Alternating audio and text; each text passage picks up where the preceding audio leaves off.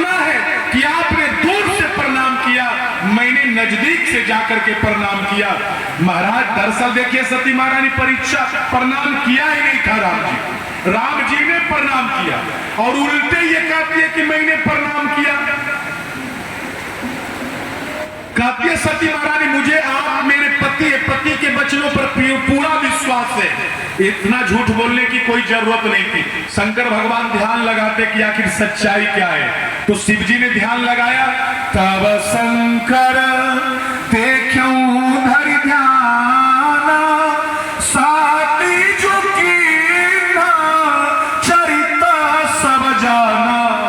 सज्जनों, शिव जी ने ध्यान में देख लिया क्या क्या घटना घटा है। उन्होंने देखा कि मेरी पत्नी जगदम्बा सती ने सीता का रूप धारण किया और सीता के रूप में वो राम जी के पास पहुंची। राम जी ने इसे मां कह करके प्रणाम किया। ये सब शिव जी ने देख लिया। शिव जी को लगा कि मेरी पत्नी ने तो मेरी मां का रूप धारण कर लिया,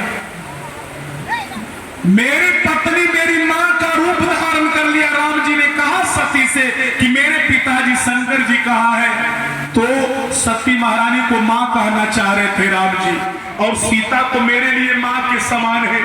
मेरी पत्नी सती ने सीता का रूप धारण कर लिया, इसलिए अब मैं सती को पत्नी के रूप में स्वीकार नहीं कर पाऊंगा। क्योंकि देखिए भक्ति का सवाल आया ना, शिव है ना। अरे जब पत्नी ने मेरी मां का रूप धारण कर लिया तो मैं उसके साथ गृहस्थ आश्रम का संबंध नहीं बना पाऊंगा। तो शिव जी ने कहा, हे देवी आपने मेरी मां का रूप धारण कर लिया है, इसके लिए मैं आपका त्याग करता हूं। शिव जी ने त्याग कर दिया, शिव जी ने त्याग कर दिया। सती महारानी का आकाशवाणी होती है, आकाशवाणी का शब्द सती महारानी सुनती है, पूछती है शिव जी से कि आपने क्या प्रतिज्ञा लिया है। शिव जी कहते देवी मैं अपने मुंह से नहीं बतलाऊंगा, अपने व्यवहार से बतला दूंगा कि मैंने आपका त्याग कर दिया है। और शिव जी चल दिए सती महारानी को लेकर के कहा कैलाश पर्वत, क्योंकि अब वो सतीनाथ नहीं, पार्वती नाथ नहीं, वो विश्वनाथ है। गोस्वामी जी ने लिखा विश्वनाथ पहुंचे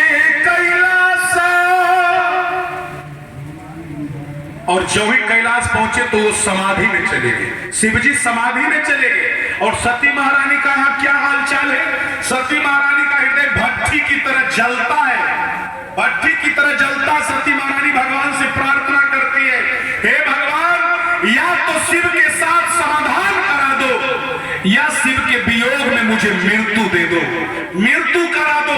जैसे दूध और पानी में कितना दोस्ती है। अरे कुछ लोग तो रुपया कमाने के लिए दूध में पानी दे देते हैं, लेकिन आपको पता है दूध और पानी में कितनी एकता है। दूध में जब आप पानी डालोगे तो दूध पानी को कितना स्वीकार करता है। दूध पानी को रूप देता है, रंग देता है, नाम देता है, अपना कीमत देता है।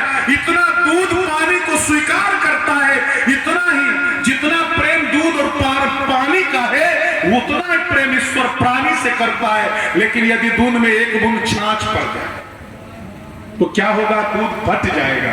उसी प्रकार प्राणी जब ईश्वर से कपट करता है ना तो उसका हृदय भट्टी की तरह जलता है। सती महारानी बेचारी रोती है, कहती है भगवान या तो शिव के साथ समाधान करा दो या तो शिव के वियोग में मुझे मृत्यु दे।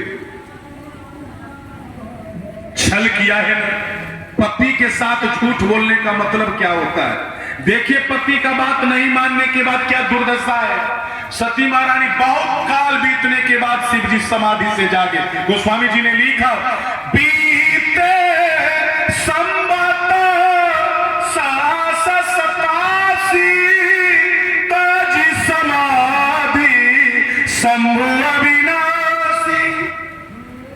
वर्षों बीतने के बाद शिव जी समाधि से जागे तो उनके मुंह से शब्द क्या निकलता है, राम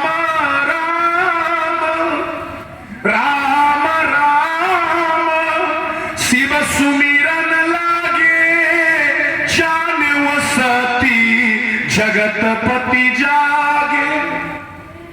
शिव जी के मुंह से क्या नाम निकलता है, राम राम राम। ये राम नाम जो है ना, ये कोई देखिए गणेश मंत्र, सूर्य मंत्र, दुर्गा मंत्र, काली मंत्र, लक्ष्मी मंत्र, गायत्री मंत्र सब मंत्र है, लेकिन राम नाम क्या है? ये कोई मंत्र नहीं है, अरे ये महामंत्र है।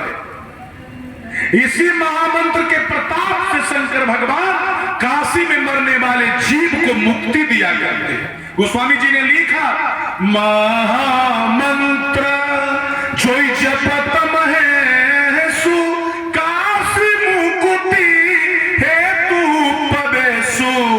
इसी राम नाम के प्रभाव से शंकर भगवान काशी में मरने वाले जीव को मुक्ति दिया करते। तो सज्जनों, उनके मुख से शब्द क्या निकला जब समाधि से जागे? राम राम राम राम राम शिव सुमिरन लागे जानो सती जगतपति जागे। तो सती महारानी सुन लेती है, उन्हें लगा कि शिव जी जाग गए, तो चली सती महारानी पति से मिलने के लिए, तो बगल में बैठने लगी। शिव जी ने मना कर दिया। शिव जी ने कहा, देवी बगल में पत्नी को बैठाया जाता है और अब आपको मैंने त्याग दिया है ना, इसलिए आपका अधिकार बगल में बैठने का समाप्त हो गया। देवी आप बगल में नहीं, सामने बैठो।